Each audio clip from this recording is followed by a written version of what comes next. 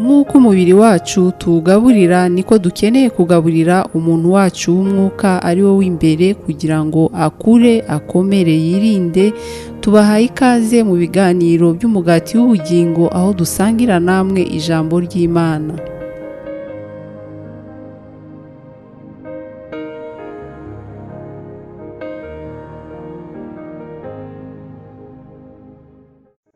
Ndabahaye ikaze kuri aya meza y'umugati w'ubugingo.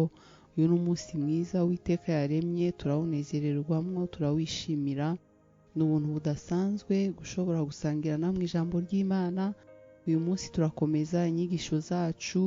Umutwe w'amagambo turi buvuge ngo Yesu niwe muzabibu w'ukuri. Turaza gusenga turangije nk'uko dusanzwe tubikora, tugasengera mu ijambo ry'Imana twize. Rero ndashe ku ntego turasoma Yohana 15:1 kugeza kuri 5. Haravuga ndi umuzabibu w'ukuri kandi data ni nyirawo awuhingira. Ishami ryose muri rye ritera imbuto arikuraho iryera imbuto ryose, aryanganyaho amahage yaryo ngo rirushe kwera imbuto. None mumaze kwezwa n'ijambo nababwiye, mugume muri nge nanjye ngume muri mwe.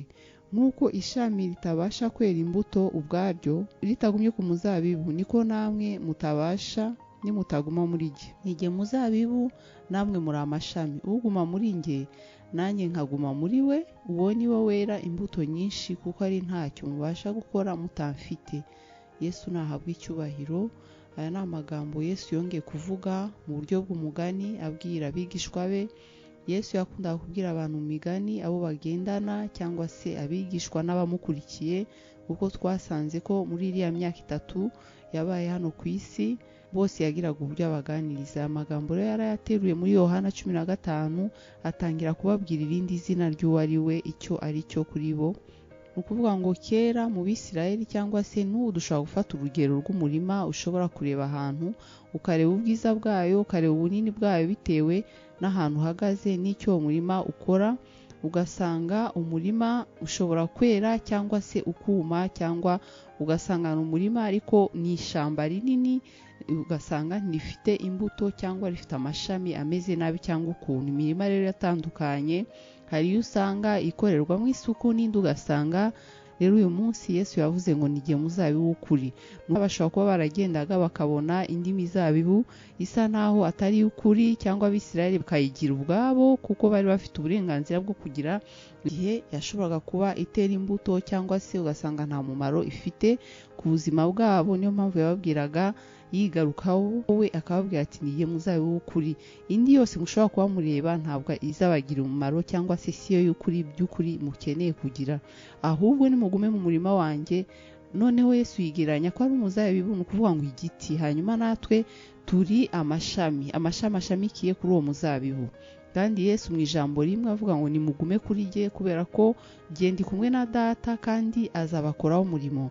Uguma kuri jye nanone hari ingaruka nziza nuko azagira imbuto. Ku murongo wa mbere aravuga ngo kandi data ni nyirawo awuhingira. Ni ukuvuga ngo twebwe abizeye Yesu Kristo, cyangwa se nawe nuhitamo kumukurikira uyu munsi, icyo wamenya nuko Yesu niwe giti, natwe twaba tumushamikiyeho. Nitumushamikiraho si ibyo gusa, dufite nyir'uwo murima. Ni ukuvuga ngo dufite Imana iturebera mu ijuru. Iyo Mana, umuntu afite umurima agira umurimo ukomeye cyane. Wawugereranya n'umuntu uzinduka akajya guhinga akareba. Iyo umuntu afite umurima arawuvomera, ikindi gihe akamenya uburyo awubagarira, akamenya igihe ibiti ashobora gucagagura amababi atari ngombwa, akavanaho ibidakwiriye, yamara kubivanaho akagira ibyo atwika. Rero Yesu yaravuze ngo hari Imana, si ukuba kuri jye gusa, hari Imana izabakoraho umurimo. Uyu munsi nagira ngo mbwire umuntu wese yizeye Yesu Kristo ko utari wenyine. Imana igukoraho umurimo mwene data, ukoraho wabishaka utabishaka, ariko icyangombwa nuko ushamikiye kuri Yesu. twebwe abamwizeye dushamikiye kuri Yesu Kristo kandi Imana idukora umurimo wayo buri munsi.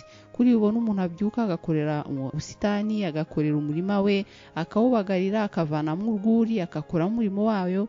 Rero n'amashami Imana yakoraho umurimo. Kuri umuntu ashobora guhingira akavanaho amashami ashaje agatema, ni ukuvuga ngo Imana ifite umurimo wo gukoraho isuku no kureba ko ibyo biti birimo birazana imbuto zikwiriye. Haleluya. Yesu aravuga ku murongo wa 2 ngo ishami ryose muri rye ritera imbuto arikuraho. Umurima w'Imana ntabwo ushobora kurumba. Mu Kinyarwanda bavuga ngo iyo umurima uteza imbuto bawita ngo cyangwa igiti bakita kurumba. Ntushobora kuba uri mu murima w'Imana ushamikiye kuri Yesu Kristo ngo ntiwere imbuto. Twemerewe rero dufite kwera imbuto byanga byakunda. Ntushobora kuba uri mu murima w'Imana ugendana na Yesu umufite umushamikiyeho ngo uzabe igiti cyumye cyangwa se igiti kitera imbuto, kuko icyo ngicyo ngo ryera imbuto ryose, ngo kandi arivanaho imyanda yose, ngo kandi yirushaho kwera imbuto. Ni ukuvuga ngo turi abantu baba ku Mana kandi tukarushirizaho kuba beza, tukarushirizaho kuba abanyamumaro. Kuri igiti gishobora kuzana avoka, ni ukuvuga ngo ntabwo iba ari imwe, ngo imbuto zirushirizaho kuba nyinshi. Haleluya. Icyo ni ikintu cya kabiri nyuma yo gukorerwaho umurimo w'Imana. Ariko umurimo w'Imana idukoraho ni ibiki? Ku murongo wa 3 aravuga ngo none mumaze kwezwa n'ijambo nababwiye. Ni ukuvuga ngo Imana idukoraho umurimo, ntabwo twezwa n'ikintu icyo ari cyo cyose. Iteka Imana ikoresha ijambo ryayo kugira ngo ibashe kudukosora, itugire ibiti byiza bibereye ijisho kandi byera imbuto. Ayo ni amagambo twize tuvuga ukuntu umuntu w'Imana agomba guhagarara neza yuzuye, nuko ijambo ry'Imana rimukoraho rikamukosora, rikamwigisha kwihana, rikamwigisha n'ibindi. Mu murima w'Imana ntabwo ibintu byose bihora bimeze nk'ukuntu wowe ushaka. Imana ishobora kugira ibintu ikuraho, kuko ibi tutabikoreye isuku hari amashami ashobora akagenda mu buryo butari bwo, akarenga akajya mu murima wundi, cyangwa se agakura amanuka cyangwa ameze gute. Ni ukuvuga ngo ubwo turushirizaho kwera imbuto niko n'Imana idukoraho umurimo. Rero icyo nasaba umuntu wese arimo kunyumva uyu munsi nuko waguma hamwe ukagira amahoro mu mutima, ukavuga ngo Imana irimo irankoraho umurimo. Nari nzi ko ngiye kwera imbuto ahangaha ariko byananiye. Haracyari ibyiringiro kuko Imana iracyakuvomera, iracyagukoraho umurimo wayo, kuko ibyo ni by'Imana yahamagariye kuba beza no kwera imbuto. Mu Bagalatiya 5:22 kugeza kuri 23 haravuga amagambo y'uburyo imbuto tugomba kuzera, imbuto z'umwuka wera. Harimo urukundo, kwihangana, kugira neza, ubugwa neza n'ibindi byose. Ibyo byose rero Imana ibiguteraho cyangwa se birimeza mu buryo busanzwe, kubera ko si wewe wikoraho umurimo, ahubwo n'Imana igukoramo, kandi ngo ukarushirizaho kwera, zikarushirizaho kuba nyinshi. Impamvu uzamenya rero ushamikiye kuri Yesu nuko imbuto zikomeza kugwira mu buzima bwawe. Rero agakiza kadafite impinduka, ujya wibaza uti ese nagumye hamwe kugira ngo Imana ibashe kuntunganya inkoremo umurimo wayo? Akenshi rero ntago biba biryoshe ku bantu. Mu buryo bw'umubiri hari igihe umwana w'umuntu yanga kuguma hamwe ngo Imana igire ibyitema. Mwene data, hari ibintu Imana igomba kugukokora, ikagukokoraho ibintu bitagufitiye umumaro. Rero kenshi usanga biba bitugoye kwemera ko hari ikintu kituvaho tukangira Imana kudukoraho umurimo wayo. Uyu munsi rero kugira ngo turushirizeho kwera imbuto, hari ibintu tugomba kureka, hari ibintu tugomba kwemera ko Imana ijugunya hasi kugira ngo ibitwike. Utayikundiye ni kwa kundi usanga urimo urakura ukuntu ugoramye, cyangwa se ugasanga wavunitse ntukiri ku giti kitwa umuzabibu ari we Yesu, ugasanga wagiye usigaye uri ishami riregarega. Ibyo rero niyo mpamvu ku murongo wa 4 Yesu avuga ngo mugume muri jye nanjye ngume murimo. Ngo kuko ishami ritabasha kwera imbuto ubwaryo ritagumye mu muzabibu, niko namwe mutabibasha nimutaguma muri jye. Rero impamvu rero abantu usanga kenshi tutera imbuto ni ukubera ko tuba twivanye ku muzabibu. Natwe rero ngo ntacyo twabasha kwera, nk'uko ishami ridashobora kwera imbuto iyo ryivanye ku giti, usanga ritangiye kuma, rigatangira gucika, rikaregarega, noneho rigahita ryuma. Rero mwene data, uyu munsi ntabwo ugomba kuma kandi ukiri ku muzabibu w'Imana. Igihe umuntu aba yumva afite kuma mu mutima we, ukabibonera kandi hehe ubibonera muri izo mbuto utakera. Kwihangana byarashize, urukundo ntirugihari, ingeso za kamere akaba arizo zitangira kuza imbere, ko biratubwira ngo ingeso za kamere nizi n'iz'umwuka nizi, kuko icyo umwuka ashaka si cyo cy'umubiri wacu ushaka. Kubw'ibyo rero duhamagariwe kuguma ku muzabibu kugira ngo turushirizeho kwera imbuto nyinshi, niko Yesu Kristo abivuga. ngo nige muzabibu namwe muri amashami, uguma muri jye nanjye nkaguma muri we, uwo ni wowe imbuto nyinshi, kuko ari ntacyo mubasha gukora mutamfite. Ushobora kurwana nk'ishami ugashaka kwera imbuto ariko bikanga. Imana ishimwe rero ko Yesu Kristo agihari. Ushobora kuba warikuye ku giti ukava ku muzabibu, ukaba ufite ibindi bintu udashaka Imana igukuraho. Emera Imana igukore umurimo wayo kugira ngo ubashe kwera imbuto nyinshi. Nta kindi rero bazatumenyeraho, ni imbuto twera. Uyu munsi rero Imana iguha umugisha.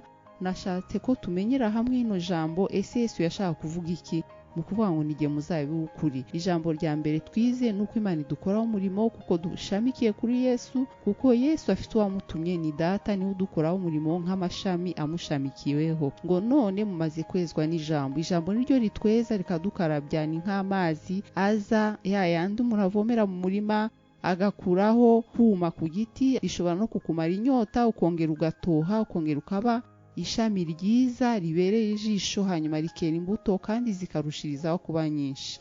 Uwiteka aguhe umugisha. Twige kuguma hamwe kugira ngo Imana idukoreho umurimo wayo. Iyo tubaye amashami akubaganye, Imana hari ibyo itema ikavanaho, hanyuma tukagira imbuto z'umwuka wera. Ni ijambo rya gatatu ngo nk'uko ishami ridashobora kwera imbuto ubwaryo riri ku ruhande, niko natwe dukeneye kuguma kuri Yesu Kristo umwami wacu kugira ngo turushirizeho kwera imbuto. Reka dusenge. Mana yacu, ndagushimiye kuko uri umwami kandi uri data, ufite umurima wawe urebera buri munsi. Yesu Kristo uri umuzabibu twemeye uyu munsi. Babivuze ngo nk'uko tutabasha kwikorera ikintu tutagufite, ni nk'uko ishami ridashobora kujya ku ruhande ngo ryere imbuto.